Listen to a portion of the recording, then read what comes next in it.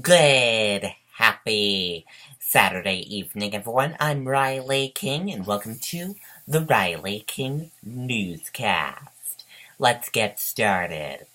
First up, Rockport, Texas, emerging as city hit hard by Harvey. 1 dead.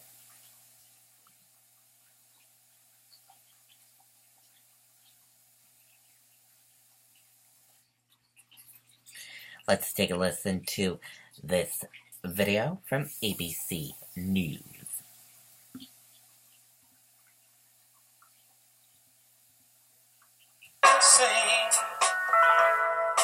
You will understand.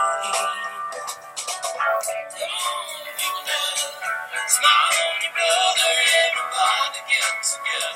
Try to love one another right now. The town of Rockport, Texas. You heard Rob mention Rockport because that is where the storm made landfall. The fire chief there is Steve Sims, and Steve joins us right now on the phone. Chief, it looks like your city really took a pretty hard hit, as we're seeing from this early video that came into us after the storm came ashore. I understand at least one building collapsed. We have heard rumors. As far as myself, we can't really confirm anything right now. We're still under a pretty high wind at start.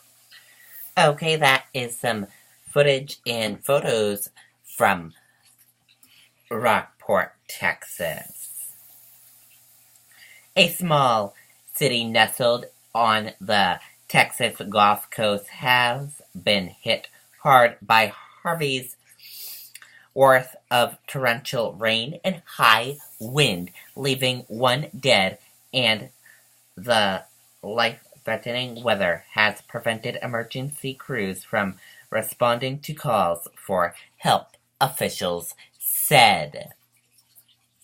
Rockport Volunteer Fire Department Chief Steve Simmons told ABC News around 9 a.m. on Saturday that its teams are out doing assessment of the area of about 10,000 residents.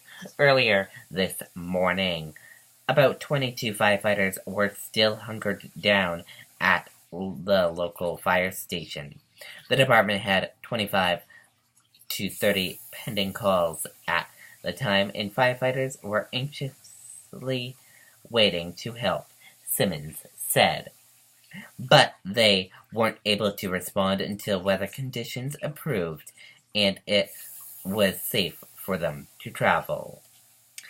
Simmons said the firehouse fared well in the storm, though through far. At least one person died in Rockport as a result of the storm, officials said Saturday afternoon. The individual's identity was not released pending next of kin notification. We will keep you updated on that and the one person that died. In other news, Northwood police looking for a man they say escaped custody.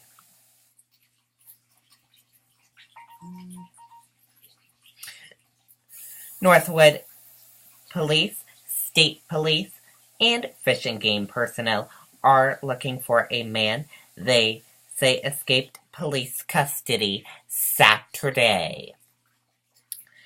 Crews are out in Northwood searching for 18-year-old Jeffrey Reynolds with police dogs and helicopters.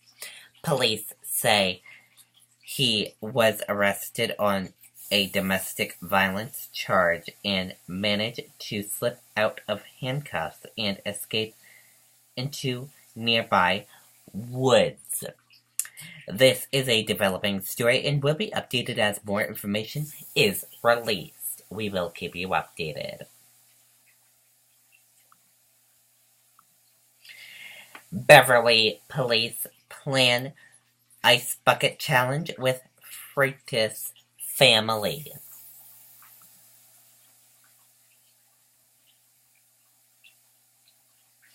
Police in the hometown of a man who inspired the ice bucket challenge plan to host one with his family. Beverly Police Chief John says officers and Pete Freight's family will take the challenge Sunday. The department is challenging other officers, firefighters, emergency workers, and the public to participate. Freight's inspired the Ice Bucket Challenge that has raised more than $220 million for Lou Gehrig's disease research since 2014. The Massachusetts native and former Boston College baseball star was diagnosed in 2012 with amyotrophic lateral sclerosis, or ALS. There is no cure for the disease, which weakens muscles and impairments physical functionalities in your body. During the challenge, participants dump buckets of ice water over their heads and challenge others to do the same to promote ALS awareness and encourage donations as well.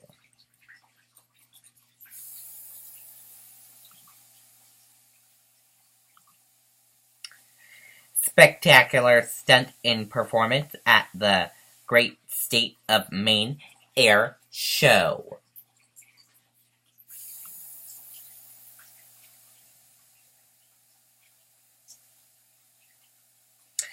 Let's take a listen to this video from WMTW News 8 in Maine.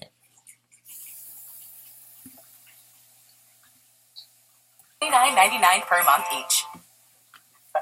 Today, beautiful skies, as you mentioned, as all the planes will be taking to the sky in Brunswick. Good for the pilots and good for the spectators that will be headed there to the Brunswick airport. So good morning, Tyler. He's been out there under the blue sky, and it's nice to see him taking the jacket off. Yeah, really? Yes. Good sign.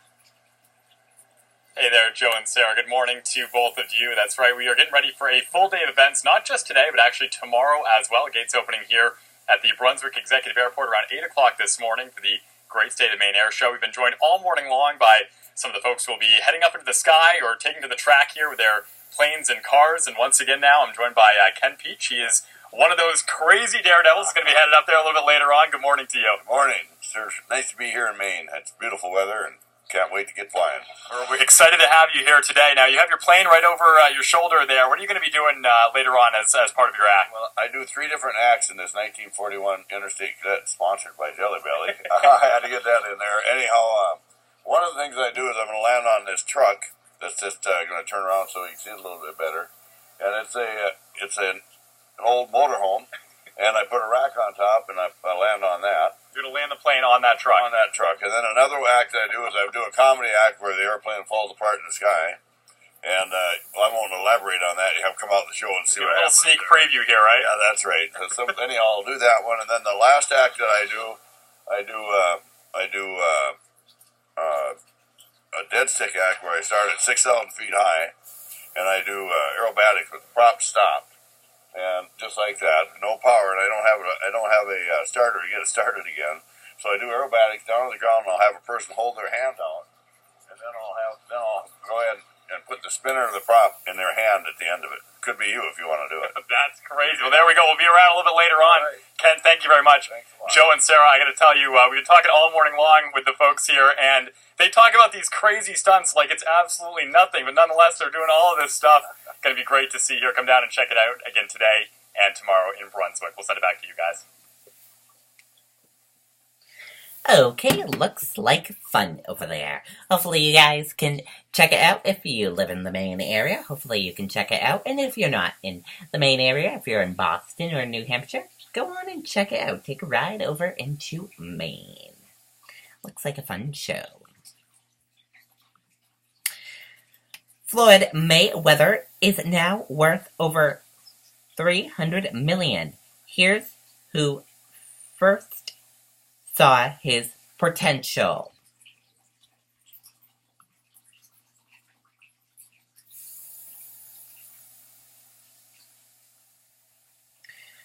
Floyd Mayweather Jr., 40, is known for his braggadocious personality and devil-may-care attitude. But the undefeated boxer has come a long way from his humble beginnings in Grand Rapids, Michigan, and he owns it all to one person, his grandmother. On Saturday, the elite boxer will take on UFC fighter Conor McGregor for what has been dubbed the fight of the century. The cheapest ticket is now available for $1,335, according to CNBC, and Boxing Match will likely bring in over $500 million in revenue. In fact, the Los Angeles Times report that Mayweather will earn the lion's share of the purse and pay preview money, adding to his $300 million estimated net worth, according to Forbes. And that does it for the Riley King Newscast, right here on the Riley King Network. Let us know if you'll be watching this big boxing match tonight. Comment below and let us know. We want to hear from you. I hope you all have a great rest of your Saturday night. I'll see you back here tomorrow with more news. Good night, everyone. Bye.